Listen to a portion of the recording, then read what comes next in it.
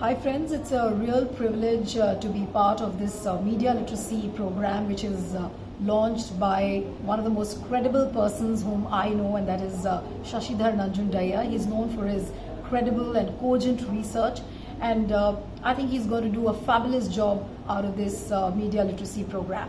But coming to the brass tacks of the program, all of you who are going to be reading about this model of media literacy, who are going to be touching upon the various nuances of how this media literacy program should function, how it should operate, I think the most important component of this program is fake news. And as a journalist who's been into television for the last 21 years, I know the last 2-3 years have been the most difficult period, which I think as a journalist have been really tough. How to cope with fake news. Now, giving you some very recent examples of how it can make the job of a journalist very difficult, because if there is a fake news, you have to have a counter, and a lot of time goes in countering that fake news. But what fake news has done to the society, just to give you a few examples, and the recent examples hovering around the COVID-19 pandemic, say for example, people, there was a rumor, and this WhatsApp University, the way it functions, it started saying that stop eating chickens because chickens can cause COVID-19. Now what happened? It incurred huge losses on the economy, say around ranging from 1,000 to 1,500 crores losses were incurred because of this fake news which was circulated on the WhatsApp. Then how did it translate for the poultry farmers? They started culling the chickens, they started burying the live chickens, and this is what it did. Then just to give you another example, there was a WhatsApp message that consuming cow urine can treat you of COVID-19, and what happened?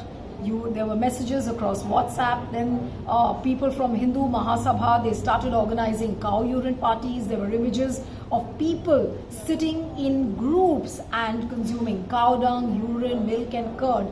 And what did it show of a country like India?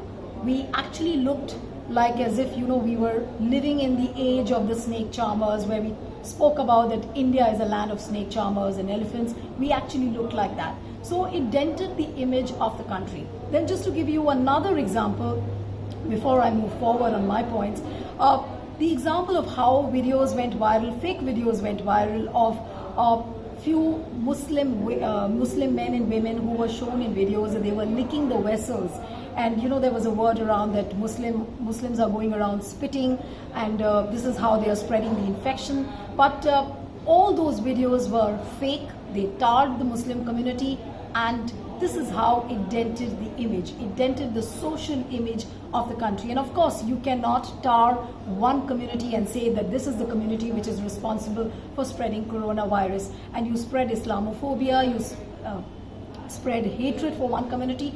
That is what fake news is doing. And the most horrifying thing is to see that how TV channels, not to name and give examples, but TV channels are amplifying and legitimizing these kind of fake stories. So you remember, as responsible journalists, our job becomes so difficult because you have to verify at each stage. Supposing if there is a WhatsApp message, you've got to verify, you cannot put it out on air, or you cannot post it. So before you post any message on the WhatsApp, or before you share anything on the social media, be it Twitter or Instagram or Facebook, you need to have a verifiable evidence. And as journalists, a lot of time goes in holding out these evidences, to put out the evidences that look, this is what is fake, and this is what the fact-checking websites are doing, and thank God that they are in existence and you can always refer them to. So fake news is something which is becoming quite deleterious for the mainstream journalism. And as a journalist who spent a lot of time on the field, in the studio, I think that this is the most horrifying aspect of journalism which has happened, and it dents the credibility of you as a journalist, as a TV channel. So a lot needs to be done. So I think this media literacy program will teach you about how fake news has to be handled. And along with fake news, one should not forget that what responsible and ethical behavior is, that how you have to be responsible. Now, for example, if I have to teach you about fake news, I recently launched a program called It's Not Fake. Now, this program is not about fake stories, this is not about fact checking, but we've just named it because fake news has such a big recall value. What we do through this program is we pick up the top 5 stories, do a critical analysis, and give it out to the viewers. So this is what responsible and ethical behavior is. And when you talk about the responsible behavior, you have a lot of responsibilities by your side. Just not putting out juicy stories, just not putting out stories which get you TRPs, but you've got to have a certain responsibility on your shoulders. For example, just to share a little example of a program which I recently launched. This is called Boonde Oski. Now, this is a campaign which I have built around small children, toddlers, school-going kids. And what it does is that we bring out stories of children from the remote areas, from the far-flung areas, from the tribal regions of Odisha, Jharkhand, Chhattisgarh, and what these children have to go through. So this program is all about stories revolving around the children. Now, some would say that these stories, many people in fact have told me that this program will not get you TRPs. This program obviously will not get you numbers. They might not get you investments. So all these things are there. But as a society, as a journalistic entity, you've got to do programs which have certain responsibility. So basically, through these media literacy programs, which I'm sure Shashidhar Nanjundaiah is doing a great job of it, and so these will reach out to a large number of people and exactly tutor them of how media literacy programs should be modeled and how the producers and the consumers of news in this digital media age should consume and propagate news.